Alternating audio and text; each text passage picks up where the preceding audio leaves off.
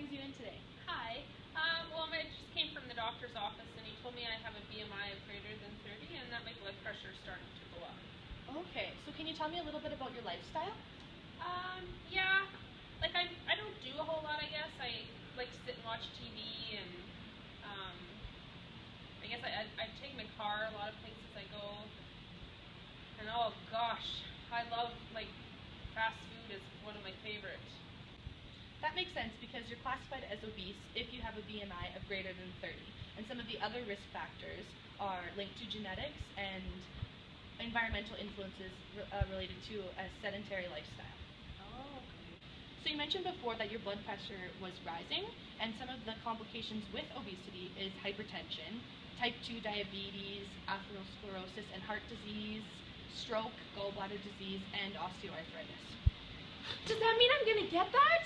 Well, you won't if you make some lifestyle changes. So let's talk about some of the things that are happening in your body. So the hypothalamus is the center of the brain that controls feeding patterns. Within the hypothalamus, it has two specific neurons that help with regulating if you're full or if you're hungry.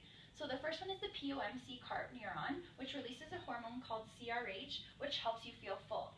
The second one is the neuropeptide Y neuron, which secretes the LHA hormone, which helps in making you feel like you're hungry. Alright, so let's look at the short-term regulation of feeding.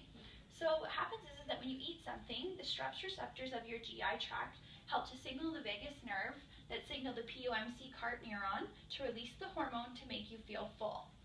The increase of glucose and insulin also have the same effect. They signal the POMC CART neuron to secrete the hormone, which helps you feel full. So GRH is a hormone that's secreted by the stomach, and it signals the neuropeptide Y neuron to secrete the LHA hormone, which tells us that we're hungry. This specific hormone kind of acts like a dinner bell. Okay, so now let's talk about the long-term regulation. So we'll talk a little bit more about insulin in the upcoming video here, but for now we'll just say that when there's an increase of insulin, it signals the POMC and the CART neurons to secrete the CRH hormone that we're full. And when there's a decrease of insulin, it signals the neuropeptide Y neuron to secrete LHA and say that we're actually hungry. Now let's talk about the protein leptin. So when adipose tissue grows in size, it secretes a protein called leptin, which enters the bloodstream. The brain is actually able to detect when there's high levels of leptin in the blood, and it signals the brain that we need to suppress the appetite. What happens when you consume food, it goes into your stomach where it enters the small intestine, where it is converted into glucose and enters the bloodstream. So here is our bloodstream. We have our red blood cells, and this is our glucose. So it travels along until it reaches the cell membrane. This signals the pancreas to secrete a hormone called insulin. The insulin binds to the receptor of the cell membrane, opens up the protein channel, and allows the glucose to come into the cell where it's used as energy. Energy input equals energy output. So generally when someone is obese, energy input is not equal to energy output. Generally, energy input is greater than energy output. In obesity, generally people have a higher sugar diet, which means that when it gets into the stomach and into the small intestine and it's converted to glucose, there's a higher amount of glucose. So you can see back to our bloodstream here, we have a higher amount of glucose due to the higher sugar diet. So once it comes to the cell membrane, so here's all the glucose. And so what happens is that the insulin that's secreted by the pancreas comes and binds to the receptor, it opens up the protein channel and allows glucose into the cell. When there's an increased amount of glucose outside of the cell and an increased amount of glucose in the cell, the body needs somewhere to store it. So when the body has more glucose than it needs for energy and has reached storage capacity for glycogen, the increased insulin prompts the liver to convert the glucose into triglycerides, which are then transported to the adipose tissue. So once the adipose tissue increases in size from the amount of glucose being stored in it, it actually secretes a protein called adiponectin. Adiponectin has an effect on the pancreas and insulin secretion, which means that the insulin wouldn't get to the receptor, which means it wouldn't open up the channel, which means that more glucose would be in the bloodstream, which means that glucose would need to be converted to glycogen, and then it would be eventually stored in the adipose tissue.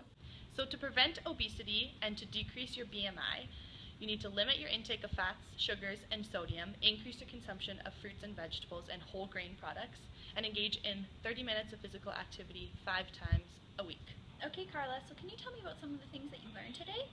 So obesity is considered a BMI of greater than 30, and in order for my body to maintain homeostasis, my energy input needs to be equivalent to my energy output. And in order to do that, my calories consumed need to be equivalent to exercise being put out. So with obesity, when we're talking about our cellular level, there's too much glucose inside the cell and too much glucose outside the cell, and the insulin receptor doesn't always activate to allow glucose inside the cell, so that excess glucose gets converted to triglycerides by the liver and stored in adipose tissue. So I also believe that the hypothalamus is involved. The first neuron is the NPY, which triggers a hormone, the LHA, to stimulate that we're hungry. And the other one is the POMC, or the cart neuron, which activates the CRH hormone to say that we're full. Now I have all the tools I need to lower my BMI and get on the track to a healthier lifestyle.